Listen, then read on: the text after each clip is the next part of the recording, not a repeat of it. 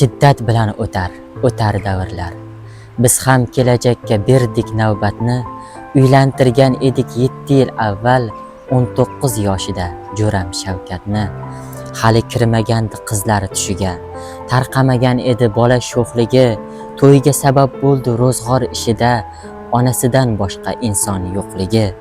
Mas'ullik, majburlik unga yot edi. Otadan umidvor kezi kelganda, muhabbat u uchun o'yinchoq edi. Quchmoq deb o'ylardi xotin deganda. Nogoh olaqo'rjun bosdi bo'ynini, ro'zg'orning g'orligi oldi shashtini. Ishq bilan to'ldirib bo'lmas qo'ynini, baribir ko'rsatar turmush mushtini.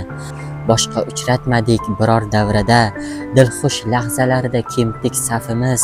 U uyga non topib kelgan pallada, birovga tegmasdi bizning nafimiz. Shunday erta ko'rdi taqdir sinovin, erta ulg'aytirdi hayot beshafqat. Shunda ham qo'ymadi ro'zg'or jilovin, inqiy holatdan yaratoldi baxt.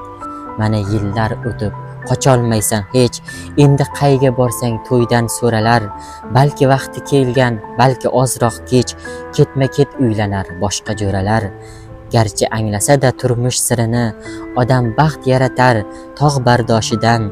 O'sha Jo'ram ko'rgan hayot yo'lining, endi yurajakmiz bizlar boshidan. Shiddat bilan o'tar davrlar. Ketyapman notanish qishloqda daydib, yo'limda bir bola tinmay bidirlar. Sochlari jingalak qizga she'r aytib, kimgadir o'xshashlik bordir ko'zida. So'rab tanib oldim bitta sherikdan, men hamon gerdaygan boyning qiziga. Nima deb borishni bilmay yuribman yoshlikning nolasi bilan. Berkitib dardlarni hayo pardaga, qarang anov bola otasi bilan o'qigan ekanman bitta partada.